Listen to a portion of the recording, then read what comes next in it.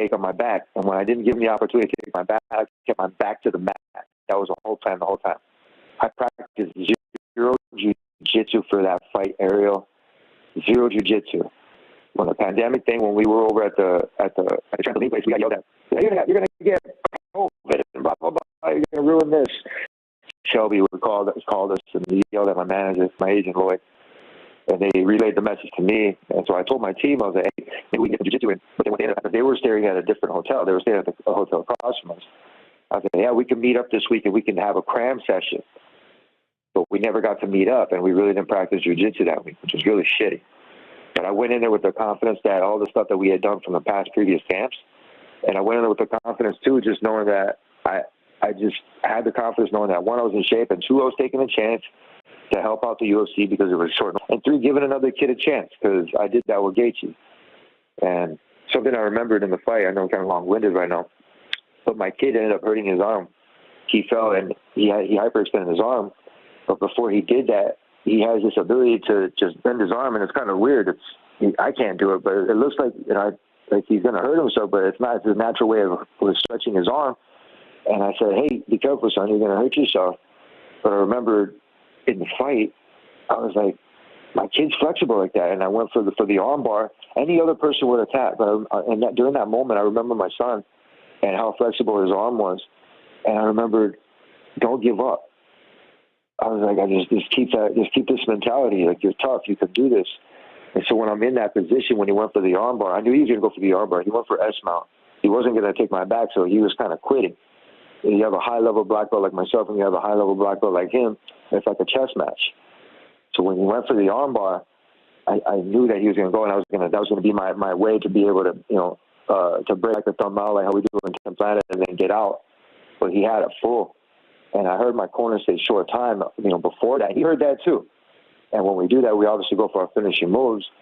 And I heard the 10-second bell, and I said, you know what? You're okay. Hold on. And I just started thinking about my kids, and I started thinking about just how that was. And I let it go. I was like, you know what? I'm going to have faith. I'm just going to let it go. And he went. He tried to break it. It didn't work. He goes back to the second round, and I was like, here we go. I stretched out my arm again, and it didn't feel the greatest, but at least I didn't quit. I didn't quit like I did in the Gaethje fight. I was about ready to go to work, and he didn't want to be there either. Not a lot of people want to be on the ground in the area. I got a lot of training in from 10th Planet. I'm really blessed to be able to have really great training partners. And when I cut him, I didn't know he was on the ground. I did enough kick, and it just wasn't my time yet. God said, hey, it's not your time yet. And it was an illegal kick, and then I ended up losing the fight. We go to the Dariush fight. The Dariush fight, I brought in new corners. I brought in Freddie Roach and a couple guys from Wildcard. Me and Freddie got into it a couple times, and I don't even understand why he was like that. But before the fight, they told me not to throw a jab. And I'm kind of like, okay, this is one of my most important ones. If you were pros, well, I'm trusting my corners to be able to tell me the right advice when I go out there. So like I said, it's always on me to be able to make sure I make those good adjustments. And during the Dariush fight, actually, Freddie gave me some really good advice. He said, don't run in the streets no more because I rolled my ankle that week before. I'm not saying my foot was a balloon. No, I'm not saying any of that shit. I rolled my ankle because I wasn't paying attention. There was some stairs, and I was doing a Instagram live, and we were there on the Sunday before fight week, and I'm paying attention to like my fans, and I'm saying something. I said, hey, we got here early, and I was like, we don't have to rush. I said something like, not arrogant or cocky, but I'm like, oh shit. And I stopped the Instagram live, and I looked at my buddy Ben, and I looked at my buddy Tony, and I was like, fuck. They're like, you okay? I've been in shitty situations back at home where I've either ran out of gas or my tire fell off, and I had to figure out a solution to those problems right away. And I said, let's run back, and I ran back, and luckily and a lot of my trainers and sports trainers that know how to heal myself, and I just trusted myself to be able to go through it. I used the Normatec boots. I used a red light therapy, a PVM that my buddy Steve let me borrow for that week. I had to do Graston on myself, and throughout that whole week, we still didn't do jiu-jitsu. We barely did any boxing. Actually, you know what? We did a lot of boxing. That was one thing that we did. We did a lot of pads, so I had to thank my team for being able to do that. but we really didn't do too much Muay Thai. He's like, I popped it, man. What's going on with you? And I was like, no, you really popped it back into place. And I had to laugh about it. But, you know, even going to the Chandler fight and then just, you know, all the fights and thinking about it, I really wasn't giving 100%. I did a lot of fight film watching. I was eating phenomenal, Ariel, just eating really good, just making sure that I was putting nutritious stuff in myself, making sure I was putting enough scoops of protein, making sure I was taking enough of that, making sure that I was eating my oatmeals, my yogurts, my fruits, and my vegetables, and putting it all together. And one of my trainers, he tells me when I was over at the UFC event in Anaheim, he says, "You look good, kid." And I was on the teleprompter, and I took a screenshot of that, and I looked at that, and I was like, "That's cool." It's like, instead of me worrying about like how I looked, I was like, I just kind of stopped and I forgot about that, and I just worried about what I could control, which was my heart rate and my breathing. And that really helped me with my focus and everything, you know, paying attention to my diet and my levels of structures of lifting, and even just making sure that my warm-up, because you heard Eddie Bravo one time, right? He said, I can train for 6 to 8 hours nonstop. But not a lot of people can do that. And so what I started doing is I started condensing, defragmenting my workouts and making sure that it was really good, what was really important to bring into that fight. And, you know, I did my best, man, but I'm still smiling. I really am. I'm still smiling. I'm still happy that my fan base is hardcore. I really don't understand how they keep following me. I want to keep following me. Maybe it's because I don't quit. You know, maybe it's just because of my stubbornness in that one, that they just find some kind of inspo in it. But whatever it is, you know, don't stop. You know, keep doing what you're doing. That's my thing to them, is don't quit. You know, there's always, you can take one step in front of the other, and no matter what, you can always do better. And that's how I feel right now. I feel like going into my next fight confident. I'm not going to waste these next 2 months just sitting and moping. I'm not going to let any of these dudes, you know, drinking that poison hit me down. I promise you that. I've been to hell and back, and I'm here right now, and I'm walking. Can I ask you, Tony, and I appreciate the thoughtful responses. At the beginning of the week, you showed up at the meet. It didn't seem like you were in a mood to joke around. It seemed like you had a lot to get off. You're a mature, older man, a father, a husband who realized that, like, hey, we need some things to be taken care of when the career is over. What prompted all of that out of you on Wednesday and Thursday, and in particular the Wednesday stuff? I mean, it takes a lot of guts, as I said, on that sheet like that. It ain't easy, because when the cameras turn off, there's sometimes conversations and texts and things like that. And so can I ask you what prompted it, and what was the response afterwards behind the scenes? Well, I'm going to be real. Something that just kind of pissed me off was when the UFC, you know, I love my company, I'm going to be real, and Dana's all right, he's all right, you know. And Hunter Campbell, he's cool, and then Sean Shelby, they're all right. They got to look for the bottom line. But I have to look out for mine.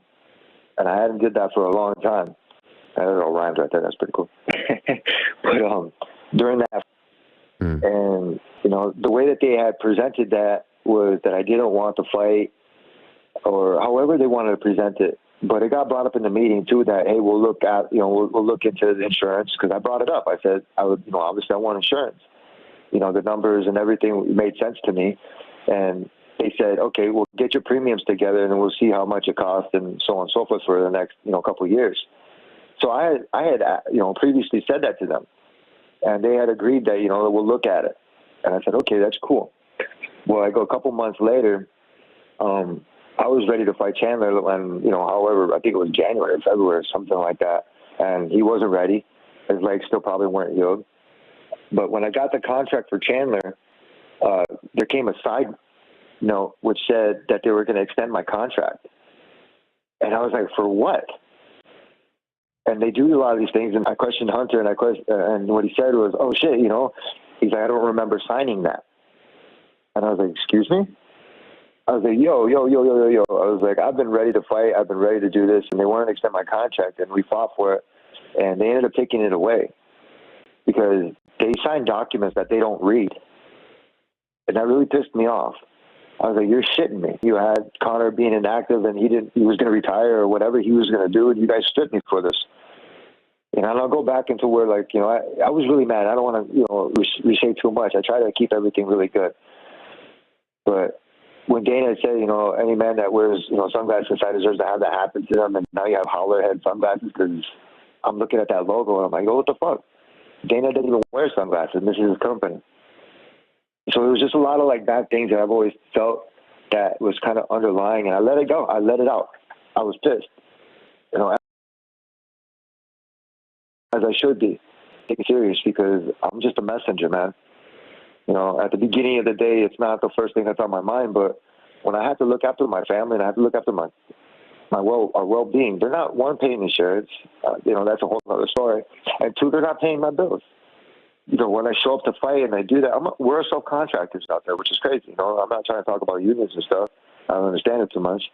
But I know what I fight for, and I fight for myself. I wasn't talking for everybody in there. I was talking for my family and myself because I have another kid. I have 2 kids. My wife wants to obviously have another one, which is cool. During that first week, it was intense, and you know, and I talked to my wife, and she's like, you know, what happened? You know, you used to smile a lot, and I started thinking that I was like, you know what, you're right. I was like, you're absolutely right. So during the week when I said that, I said my piece. You know, the data white privilege thing, you know, too, it wasn't funny because I had been through it. I've gone through it all. You know, it's not my fault. But the company, sometimes it's weird, man, and there's a lot of underlying things that a lot of people don't see. They take for granted what the UFC presents. You know, if you look at the commentary, if you watch my Oliveira fight without the commentary, you can actually see the fights better. I recommend anybody to do that because what ends up happening is the commentary gang up on people that they don't like. You know, like I said, I never did a Joe Rogan interview before. You know, I might, but I don't understand it. I saw you and Cormier going back on Twitter there a couple of days ago. Yeah, that's for another day, another story. I'm going to be real now. And I got to him on the Hall of Fame. You know, the one thing is about the Olympics. I always say that. He's been to the Olympics. You know, Henry Cejudo has been to the Olympics. These guys, they know what it takes to be able to do it. They put in their time and energy. But when you surround yourself around people that have not done that, your head starts to inflate a lot. And you start to believe everything that they fucking say. That, you know, and so, and my mom always said, surround yourself around good people, good, strong-minded people. My pops would tell me too. And for a while there, like I said, I started believing in the hype, and I started getting mad about it because I kept quiet for a year. And the way that UFC presented it was like I took myself from the community and I did all this other stuff. I started hype. I never did that. The only thing I ever did was I didn't promote it as much. I didn't post it out on Instagram or Twitter because I knew that it's for quick hits. I'm not about quick hits anymore. I'm about value. I'm about long term. I'm about making sure that I increase value with the people that are around me, helping them increase value.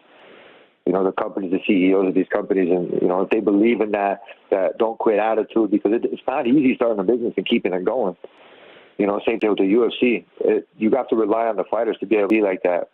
So I had to really reflect on what I was saying and what I was doing, and it came from the heart. You know, it was almost like God was talking for me, and it was like a big blessing that I said what I had to say, because a closed mouth don't get fed, Ariel. And, you know, like I said, at least with the press conference, I had fun. I wasn't trying to talk too much shit against Mike. You know, there was absolutely no reason for it. But it's different because a lot of people they expect me to go in there and talk shit. But I saved that for Conor, and I saved that for Khabib. You know, because that was the fun part. That was like the saga, if you really wanted to, like Dragon Ball Z. You know, these were the bad guys. And here I am, like Goku, going in there and doing damage. And so that's how I kind of feel about it, man. Like, you know, I said what I had to say, but I don't have to reflect too much on it anymore because it's not anything else, but just for me. I'm doing this all for me, not for anybody else. So I'm deciding to be happy. I'm deciding to smile more. I'm deciding to take care of myself more. I'm deciding to take care of the people that represent me, you know, or that I represent more, like my sponsors or the people, you know, my management company, and, you know, obviously faith, family, and friends first. But unless you feel good, how do you expect to take care of other people? You know, that shit happens, and a lot of those times those people don't make it. And I've seen enough times where I just don't want to do that anymore. I want to be able to make sure that I take care of myself so I can take care of other people. You know, I was always wearing shoes all the time, but I got a pair of sandals pretty cool right now. You know, I'm not sending a pair of sandals. And so I'm deciding to wear those, you know, a little bit more. You know, I'm actually going to change my shoes right now and put them on. Can I ask you, you know, it's been over 4 years since that moment that you just referenced with the sunglasses and the Fox interview and everything like that. And you brought it up in that press conference as well. Are you worried that over time this will bother you more and more? I mean, I've said it many a time. Yeah. No one has gone screwed more than you. That was horrific what happened to you. You're doing PR, you trip over a cord, you lose the fight, you injure your knee, and nothing really happens as a result. Over time, do you Yeah, think it will man. bother you even more? Check this out. You know, like injuries and stuff happen. You know what I mean during fight camps. You Yeah, but ask that's a any different fighter one. that, You're, it's you're like, doing PR for them. yeah, but that's what I'm saying. You know what I mean? Like, I'm gonna be real. Even like even during that camp too. You know, doing jiu-jitsu and stuff like that. I had a little boo-boo, but going into the fight, I was ready. I'm gonna be real. And when we were doing UFC PR, I wasn't wearing sunglasses. I was wearing prescription lenses. You know, and a lot of those cords that were over there, I've seen plenty of Fox people, like even cameramen, tripping over this shit. And the black stuff is like, I forget what it's called, but it's a different kind of black material. You can't really see the shit. It's really hard. And you see people tripping on that stuff a lot. But the thing I remembered was, because I would always see a lot of people like just faking and trying to get like workman's comp and stuff, and I wasn't for me. I never faked that shit. So when it happened, I was like, okay, cool. And I had to really rely on like myself and being how tough I was. And then I asked my doctor, and we really were trying to make this shit happen. I'm not lying, dude. We were really trying to make it happen, trying to see what we could do. And going into it, it was tore off the bone, man. Like, it was really kind of shitty, like how it happened. But like I said, when I rolled my ankle with the Dariush fight, I didn't quit. I knew that people had bought tickets, they spent their money, that they were going up to really, really tried, man. And it just really wasn't our time to fight. It wasn't for me or Khabib to fight. And unfortunately, I got stripped, which was some bullshit. But I don't know, man. It was kind of, every time I think and I dwell on it, it's not a headache, but it's a sad moment. But I have the belt, and I have to remember that I put in a lot of time and effort, and I put in a big, long win streak on that one. So it's not about pride anymore. It's not about like, oh, I'm being pissed off at the world. Like, oh, I'm owed this and owed that. I'm not trying to be